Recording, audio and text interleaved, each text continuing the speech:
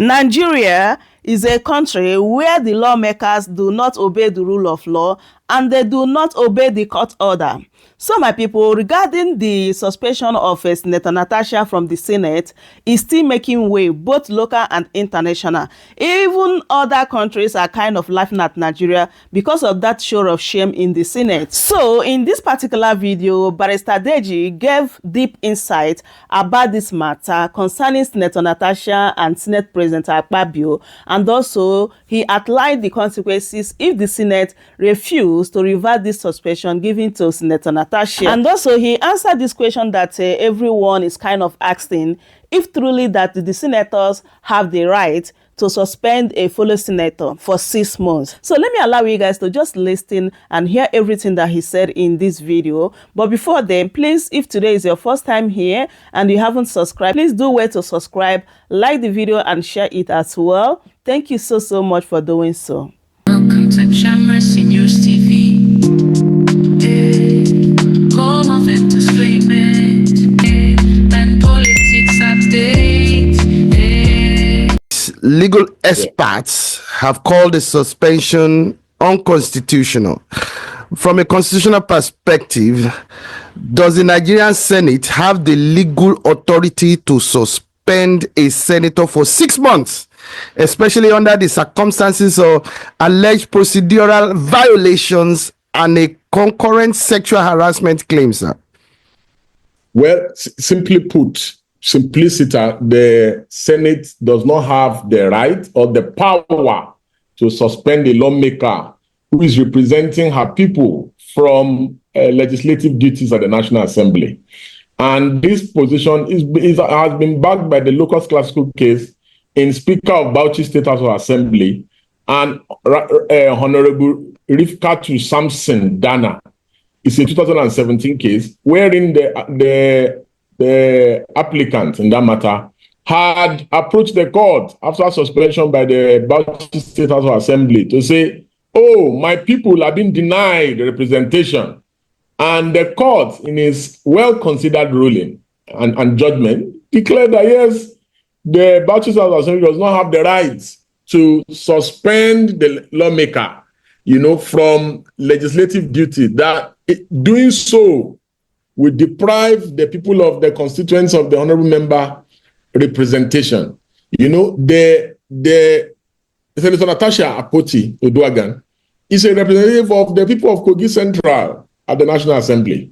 So denying her an opportunity of representation is equal to taking away the constitutional powers that have been donated by the Constitution, that every senatorial district will have a representative in the national in the upper chamber, just like the way every House of Rep district, representative district, have members in the House of Reps, and also in the House of Assembly of the state. So, by taking away that power, which the Senate does not have, even by the Senate's own rules. The Senate's own rule says that you can only suspend for 10 days, 10 clear days, 14 legislative days. Yeah. That's what the Senate rule says. You understand? And that Senate rule has been declared to even be inconsistent with the Constitution, because it is the Constitution that gives power. It is the Constitution that gives power to the legislature, to the executive and the judiciary. And all legislative powers that have been donated by the Constitution is encapsulated in the Constitution. So any law or any rule so made that is inconsistent with the Constitution is null and void to the extent of its inconsistency. So the Senate rules cannot be more pronounced or more prominent than the Constitution of the Federal Republic of Nigeria, and then as amended. And the Senate rules is not at large. You cannot just become more powerful all of a sudden, more than the Constitution of the Federal Republic of Nigeria, or more than the decision of court.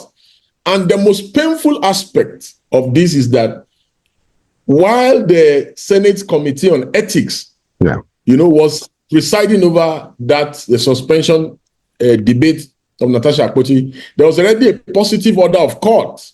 There was already a positive order of court barring them from taking further steps until the substantive motion of notice, which was before the court is determined. But the Akpabio Senate, the Akpabio stamp Senate, they have no regard for the people of Nigeria. They have no regard for the people of Kogi Central. They have no regard for even, decided cases on this same subject matter. Went ahead in flagrant contravention and disregard for that Federal High Court judge ruling, ex parte ruling, barring the committee as a whole from taking any further step, went and endorsed the recommendation of the committee, which is a flagrant abuse of court process. It's a flagrant disregard of the rule of law, because the court, several in a plethora of cases, the most notable, which is Ojukwu and Lagos State government, has said that it is the government that needs to obey the rule of law more than even the citizens, that because they cannot govern without the rule of law. So when the Senate of the National Assembly, they're supposed to know the law, know the rules, obey court judgments and pronouncements, when they flagrantly disobey the law or they are not abreast of the law, because how can they suspend her for 6 months when their own rule says it's 14 legislative days? That is on one hand. On the other hand, why will they proceed to take disciplinary actions against her when there's a positive order of court to say you cannot take any action on this matter until the substantive matter has been decided by the court? So it simply means that the legislature have no regard for rule of law or the judiciary. And among all the 109 senators that were present during the debate on the floor, nobody could point out the fact that there are already decided cases. As the reference case I mentioned in my intro, the Bauchi State case and Honorable Donor in that matter in 2017, that, none of them could bring these cases, and a plethora of other cases, Ali Ndume and the Dino Melaye and the Senate, a plethora of cases, have been decided by the court, Omagege and the Senate, a plethora of cases that you can't even suspend more than 14 days because that's what your rule says. How then do you proceed? The most recent of the 2017 case, which is now even in line with judicial precedent, that's third decisis, by the Court of Appeal. The Court of Appeal ruling is more superior to the Ali Ndome and the Mwagege cases, because the Court of Appeal now has made a blanket statement that you cannot even suspend. You cannot suspend the lawmaker. You cannot suspend the lawmaker entirely. That is what the Court of Appeal recent decision has said. Because doing so is depriving our constituents representation.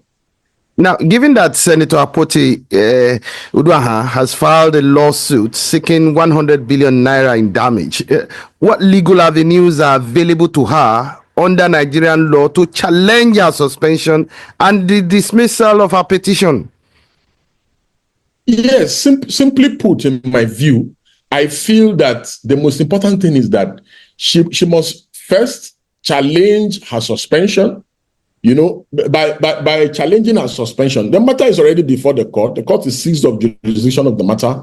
She must challenge her suspension now that the matter that she had taken to court has been overtaken by the flagrant disregard and this disobedience to the ruling of the Federal High Court. She must now put it in issue, and now join the proper parties in that matter, because steps have been taken. The steps that the Federal High Court said must not be taken has been taken against her. So she must now put the issue of her suspension in issue for determination before the court properly.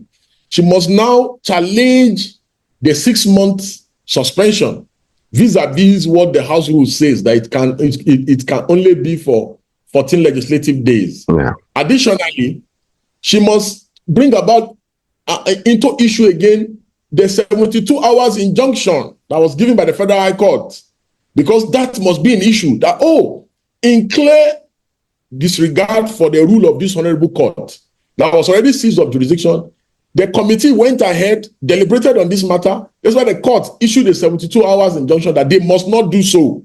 That in flagrant disregard to the court, that the committee sat, unanimously decided that I should be suspended. Yes, that the committee sat and unanimously decided that I should be suspended, despite the fact that there had been a decision by the court that should not have been done in the instant case. So those two issues must now be issues for determination before the court. In doing so, the court will most likely, in my considered view, rule against the Senate and restore her back to her seat. Now, the Senate leader, Akpabio, has emphasized that Senator Akpoti's Eduahan's suspension was due to persistent misconduct and disregard for Senate rules, not her sexual harassment allegations. How do Senate rules balance the need for discipline with the right to free expression? And do you believe that these rules were applied fairly in this case?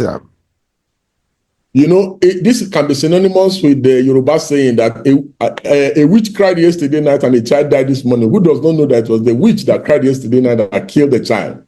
Even while the seat of Senator Natasha was being changed, she kept making reference to Order 10. And Order 10 is the last resort for every parliamentarian in the National Assembly. That when an injustice is being done against you, and any parliament raises point of order and cites Order 10 of the rules of the Senate, that every deliberation is suspended to give that senator fair hearing. That was not done in the case. In fact, when she was raising Order 10, Senator Akpabio, the presiding officer of the Senate, is forcefully removed her from the Senate.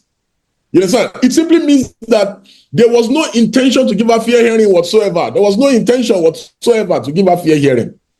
Not only was she not given fair hearing, all the further steps that were taken after the denial of hearing from her, the Senate rule says before you change somebody's seat, that you must inform the senator. The idea is that it is after you have informed the senator. She was never informed. It is after you have informed the senator that the step can now be taken of changing. So they violated their own rules in Natasha's case. And after violating their rule, they expected her not to complain. And after she complained and now raised sundry issues and even wrote and now formally brought the complaint before them, they said, no, you cannot do this. You cannot speak ill of leadership. Oh, there must be a culture of silence. So for me, in my view, all what Senator Akpabio was doing and what was done on the floor of the Senate was aimed at harassing, bullying, and promoting the culture of silence in the National Assembly. And the reason why these guys could not speak up, majority of them are not happy with the way Akpabio runs the Senate, as if senators are pupils in a primary school. Majority of them are not happy. But the email that they keep sharing, the envelopes, Akpabio has said that, I have sent mail to your inbox. Go and check. So those envelopes that they keep sharing, they are the reasons why many of them do not have the courage, to speak truth to power. It's very unfortunate that this is the situation at the National Assembly. Now, critics have also argued that the Senate President Akpabio should not have even presided over a case in which he was personally implicated, citing a conflict of interest. From a constitutional standpoint, sir, should parliamentary leaders recuse themselves in such situations, and what mechanism exists to ensure impartiality?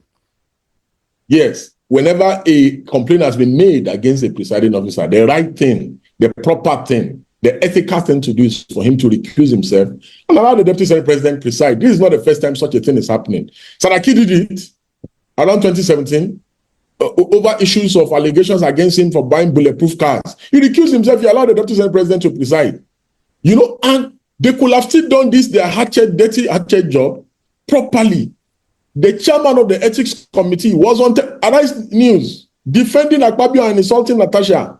Few days before Akpabio constituted, referred the petition of Natasha to his committee. So you can see that Akpabio did not have to be a judge in his own matter. You cannot be a judge in your own matter and expect that there will be fairness, equity, or justice. Just like the way that ethics committee chairman ought not to have sat on this matter because they had already picked a fight in the race, and he will have consulted independent, neutral people. At least there are four to five women in that Senate. Yeah. You'll have gotten some women involved in the committee. You have gotten some opposition people involved. Balance the committee and say, oh, I have nothing to hide. These allegations against me, they are not true. Please investigate me. But that was not done in the instant case. Unfortunately, this case has sparked protest and drawn international attention, with some arguing that it undermines Nigeria's democratic principles. How might the handling of this suspension impact public trust in the Senate and the broader political system? And what constitutional reforms could restore confidence in this regard? This case notwithstanding, the Nigerian public have zero confidence in their leaders. The Senate is considered an appendage of the villa. Exactly. They are saying more. Akpabio is saying more like an errand boy to Tinubu. The speaker, same thing. So nothing could have further, encouraged citizens' trust in the National Assembly. This is almost like a final nail in the coffin, because look at the comments of citizens from all across political divide. Even members of the APC are disgusted and disappointed by the show of shame in the National Assembly. Of course, the international community mocks us. Look at the reports, the international press reports that we have seen from Al Jazeera, BBC, and other international, even ABC in America. People have mocked, even South Africans are mocking Nigerians. You understand? How can you, the leader of the parliament, be accused of sexual harassment? And this is what you can come up with. This ridiculous show of shame is what you can come up with. The irreducible minimum is that even if you didn't want to be fair or just, there should have been a show or some form of Nollywood acting to display neutrality, fairness, and equity in the matter. But these guys were bluntly shameless in the way Natasha was shut up, and the way they just silenced her voice.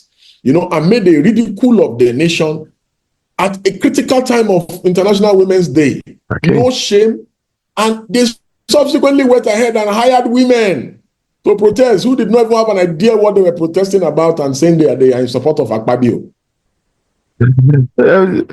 Are there any lessons that you believe this case holds for the future of parliamentary accountability, gender equality, and the rule of law in Nigeria? Yes, that the rule of law, citizens will not have respect for the judiciary, for the legislature, for the executive, if government institutions do not obey laws. That the greatest lesson that we must take away, the greatest takeaway here is that the irreducible minimum in a democracy is that orders of court must be binding, whether it is favorable or not. Rules of court, the rulings of court, that there must be some semblance of respect for the rulings of court.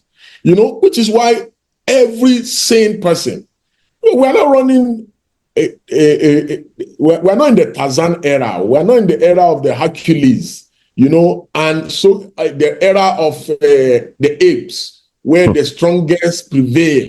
You understand? We're in the era of where rules and regulations should mean something. So if the legislature have no regard, for rule of law, why then should anybody obey rules of law? The issues around accountability is that leaders must be willing to explain.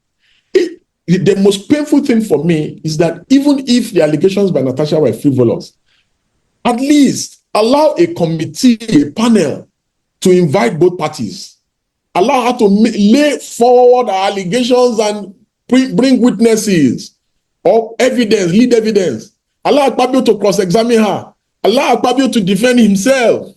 You understand? This all boils down to parliamentary accountability and promoting rule of law and accountability, within the political ecosystem in our country. But a situation where, you shut everything up, you promote a culture of silence, you bully, you harass the senator that has raised these salient issues, then you are not promoting accountability and you are not ensuring that people have confidence in the system.